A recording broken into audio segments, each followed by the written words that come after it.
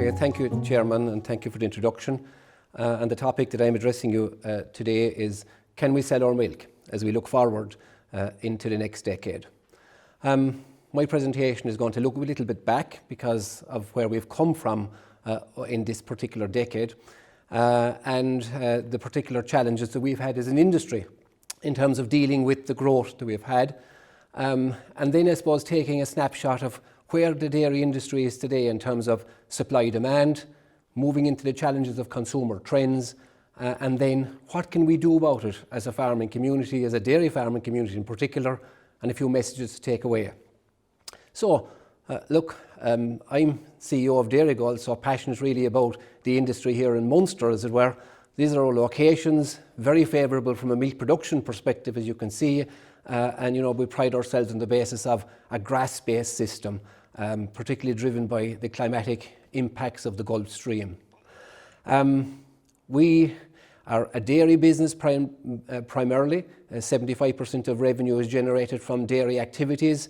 And obviously, we're a business-to-business organisation where we have locations abroad in terms of dealing with our customers, selling ingredients to more than 50 countries globally, from bases in the UK, where we have 2 factories, sales offices in Germany, Spain, and an office in Shanghai in China, dealing with the Asian market. So in reality, every litre of milk that we handle in Dairygold is for export, is heading into a foreign land, is heading into a dairy deficit region by and large. So if we look back, and this is what we're going to do, is just look back to where we've come from, and particularly from 2009-2010 period, and you will have seen within the organisation, and we replicate the country really, you will see phenomenal growth. In milk volume terms, 70%, but not alone that, but because lactations have changed, longer lactations, people have been able to farm in a proper cycle, as it were, from a milk production perspective, going up to over 300 days, the solids have moved actually far ahead of the milk volume. So, in the year just ended, our solids will be in the order of 420 fat, 360 protein, something that we wouldn't have even envisaged 10, 15 years ago in the context of where we were at that particular point in time with shorter lactations. So it's about the solids, it's about what we do with that. That's what the revenue is generated in. It is not about the 87% water that is in the milk. So from that perspective, serious volume to deal with, and has meant an awful lot of challenges within the business for our members, for ourselves as an organisation, in making sure that we were able to cope with that. So in looking at that, the landscape in 2012-13 was very different. It was a concerning landscape at the time, because the big challenge we had was that we wanted to do what was right by our members. We wanted to do what was right on the basis of cheap milk production from grass. Could we deal with that growth that was anticipated at that time, and what had we to do to enable that happen at farm level? And I suppose the reality is that the decision taken, which was on the basis of investing to ensure that our milk profile remained and was driven by a grass-fed production system. So it meant that we had to invest to deal with the grass growth profile, as it were, where we had to move our volume from in the order of about 28, 29 million litres at peak week, which would be in week 20 in May, to putting in capacity, which now stands at 52 million litres at peak week. So that enabled us to, deal with milk from grass for our members, and that was our, strategy and our plan at that point in time. What it meant from the point of view was that we are dealing with a product portfolio which is commodity.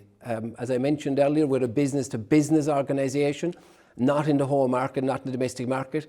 And our product portfolio is broken down in 42% in cheese, casein butter 24%, powders, whole milk powders 17%, and others then would make up the other 17%.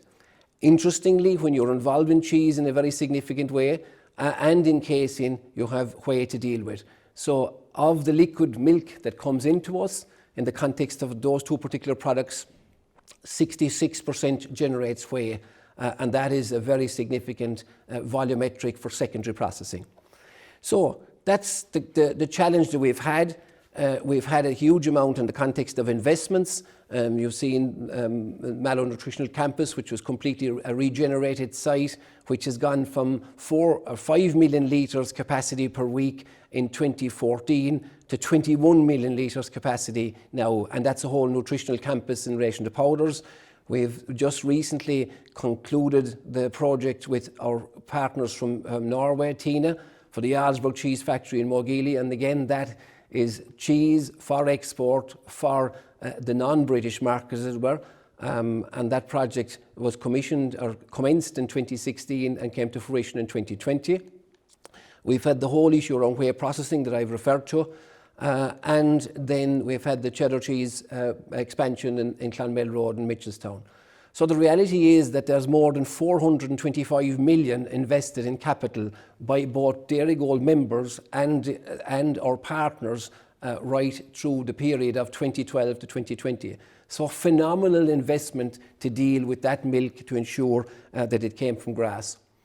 No different to the rest of the industry and no different to every purchaser and processor of milk.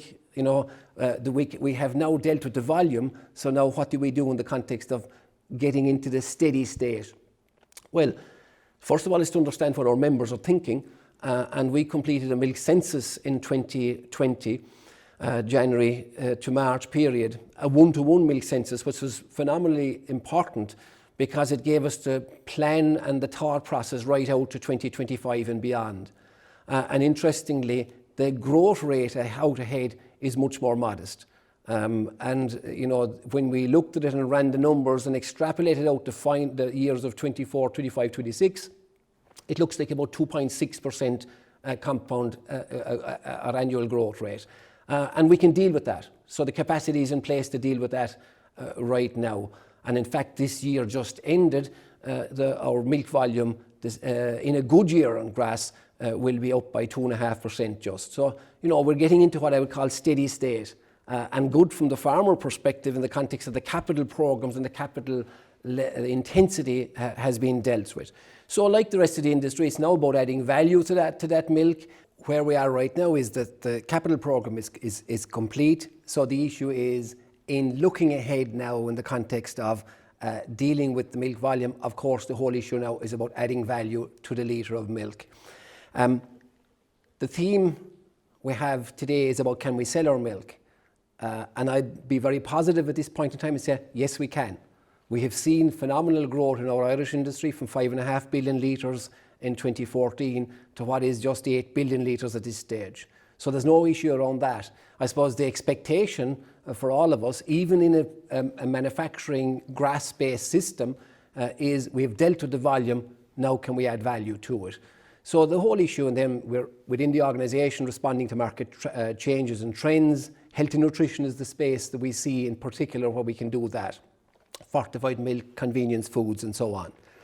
So if we look then at the task of can we sell going forward, and I think the few things that we must look at is while global milk production is about 850 million tonnes annually, 82% of it is consumed within its geographic region of production. So the reality is that the trade and the price and all that is really established on the basis of about 150 million tonnes that's traded internationally. And that's the important thing here in the context of this. Not all milk is traded globally across borders.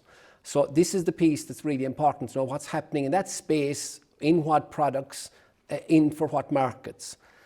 And I suppose the challenges that we look at then that we're faced with constantly is the whole issue around right now, you know, we're coming out of the COVID period, we have Brexit, we have climate change, and we have other global forces. And if we just deal with them on a one-by-one basis, COVID, as far as I would see, is dealt with really. We're working through, we're getting to the vaccination stage. We'll be looking back on this in 5 or 6 months' time and say, yes, that was then and this is now. Brexit, on the other hand, is a complicated piece of work. It's a complication from the point of view that there is nothing good about it from a milk processor point of view, from a milk producer point of view. It's adding costs to the supply chain. And all one can do is be as prepared as one can for every eventuality. But look, we can't let it worry us at this point in time. It has to be dealt with. Climate change, on the other hand, while it is really going to be the issue of the future and the challenge that has to be addressed and embraced, the whole issue on carbon emissions, ammonia, water quality and biodiversity. I'll be coming to them again. And then we have, of course, the global forces, the whole issue of political uncertainty, economic stability. If we were looking back 5 or 6 years ago, it was more about free trade, removal of barriers. The world was looking at a place that, where markets and opportunities could be explored, and it was about, making it happen. In fact, we've become more parochial or nationalistic in our approach in what has happened in the Brexit situation, what has happened in the US situation in particular. So that political uncertainty and tariff wars and tariffs being imposed, even in the Irish dairy industry currently, for products going to the US having to pay a 25% tariff. Some have negotiated it successfully in the likes of Kerrygold, by Ornua, others not as easy. And there are other global forces that are at play. So these, if you like, I would describe as clouds that we have to work under and we have to cope with. And then, of course, the topic then is the supply-demand scenario. What is that like right now? What is that like out ahead? Well, I don't have a crystal ball to tell you what's going to happen in 2, 3, 4 years' time. But I suppose we can look back and say, well, how have we coped in the current year, whenever all of these things have been thrown at us, as it were? And what's really interesting in the context is that milk supply has got into a more steady state of between 1 to 1.5%. What's interesting in the context of this global milk supply pattern is that we've seen, and I'm not going to go into every figure here, but you can see the US flows have been strong. It has been a topsy-turvy year, but the run rate at the moment is about plus 2.5%. The UK started out poorly and has recovered and is now about 1.8%. And Europe as a whole is about 1%. But the phenomenal thing about this particular slide is that if we look at the southern hemisphere, are all on the upward movement again, and they haven't been. And I suppose that's the important thing just to note there. In the overall context, plus 1.7%.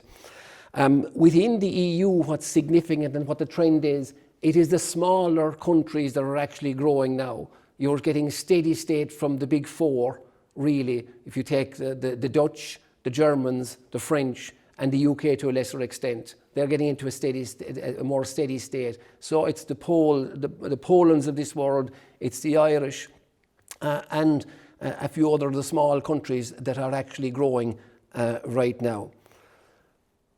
And that's growing in milk supply. When we then look at the demand side of the equation and a current snapshot at that, and what we will see here is that the demand is running at about 1%.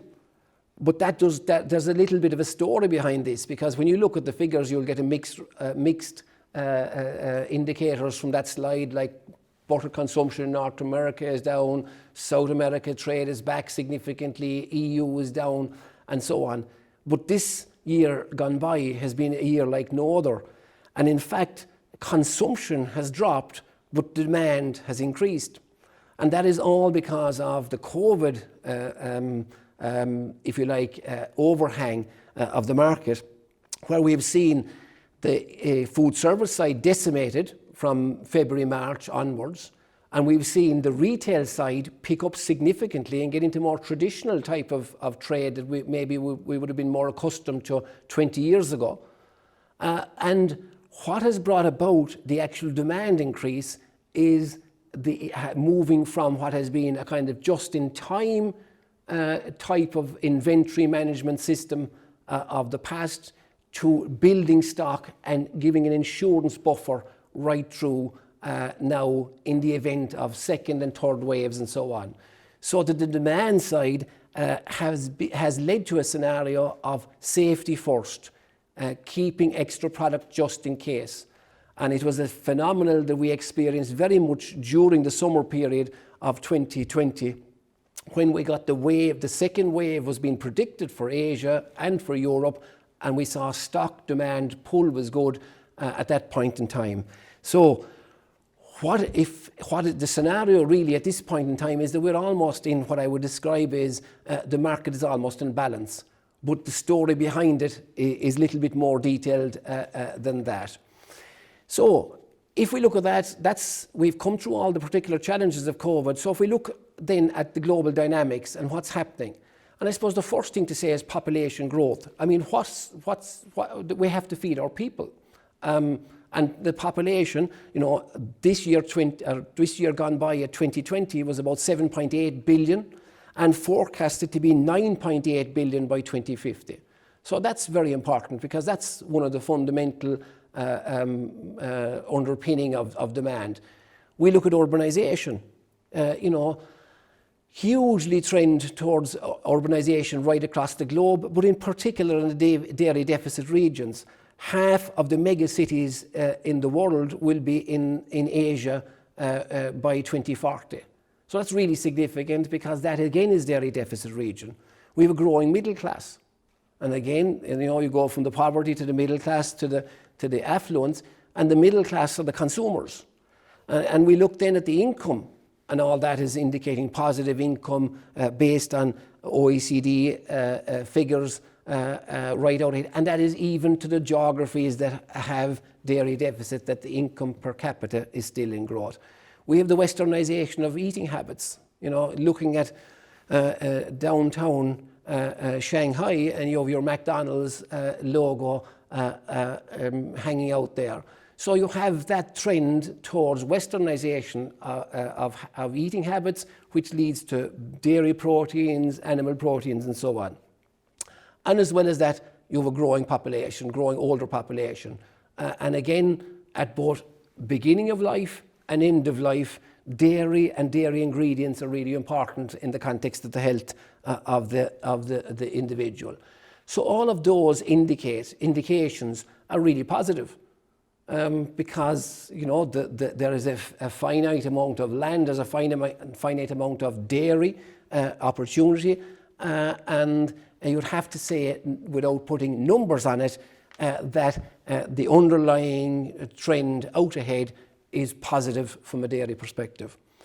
Not without its challenges, though, and when we look at challenges and we look in particular at consumer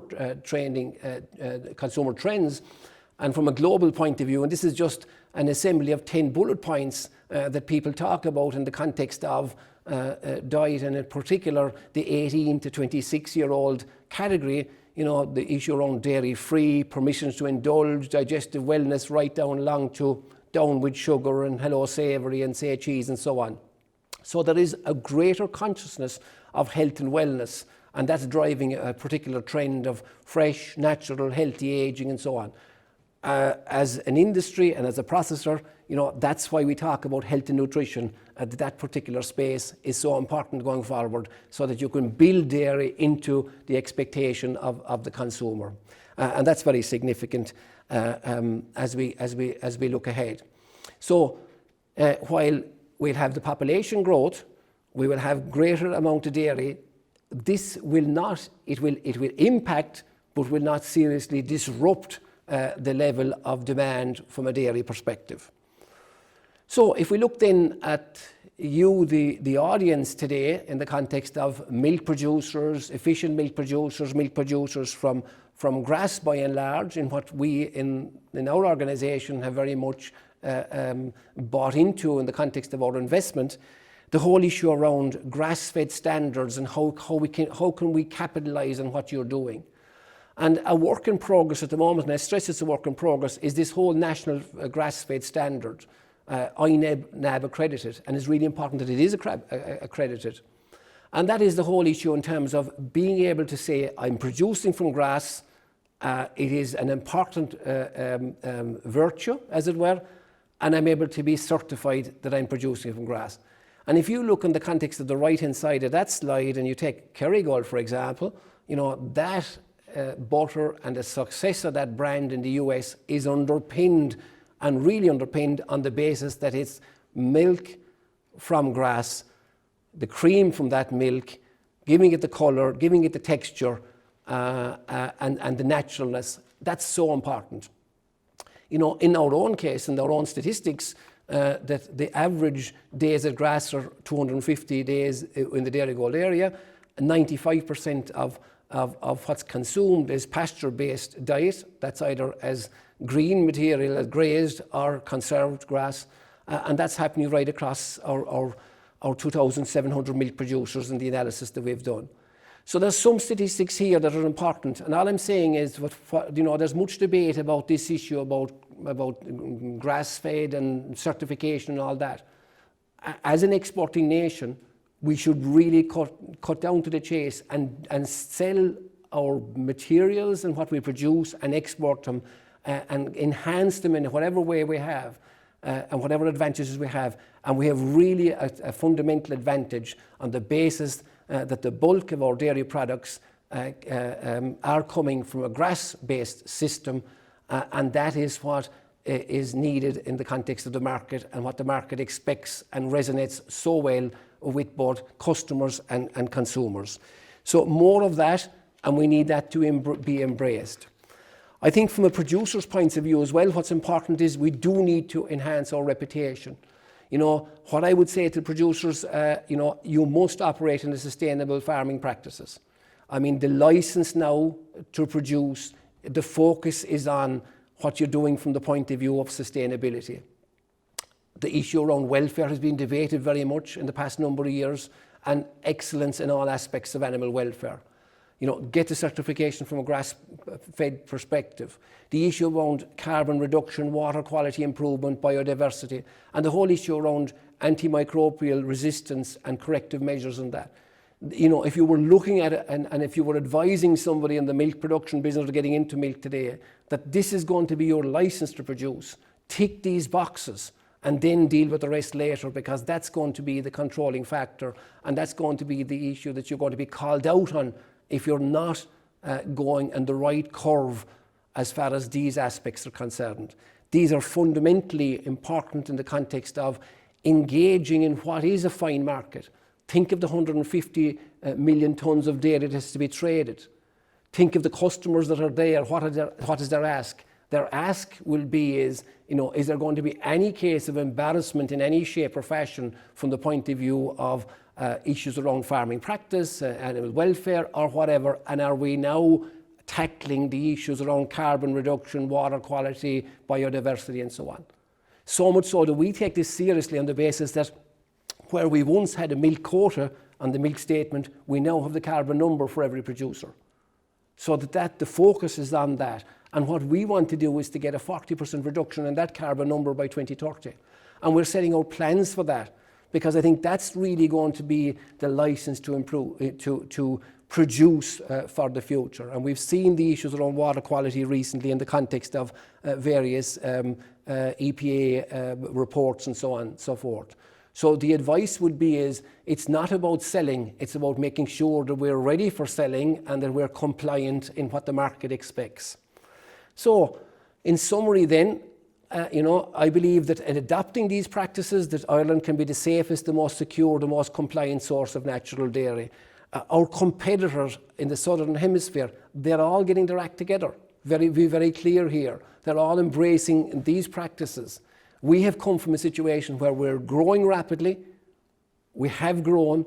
We're now in steady state, and it is now about making sure that we can, if you like, enable not alone to just sell the milk, but to add the maximum price and to be able to participate in the markets that give the greatest return. So, in takeaways, it's a great time to be looking back on the decade, because we've described it as a dairy industry renaissance, where plant, equipment, processing facilities have been regenerated, where farmers have invested their money on the basis of the future. And that has been hugely demonstrated by the financial support that has come about from members in the context of making those investments. We have one of the most sustainable dairy producing regions globally. Important to note that milk will continue to grow, but at a slower pace, and dairy demand will continue equally to grow, and that's really the importance of that. The volatility will continue, because in any market, in any traded commodity, across borders, where you have that 150 million tonnes that we speak about, the supply demand will influence price. I have no doubt about that. And there are protection measures in there for those who can and should avail is on the basis of the fixed price schemes and so on to take out that volatility and its impact on your monthly income. So what I would say to you is current challenges are being addressed with confidence and optimism by the industry, and that's, I can say that with certainty.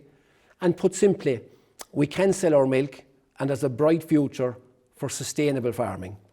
So, Chairman, thank you very much, and thank you for the invitation to address your membership today.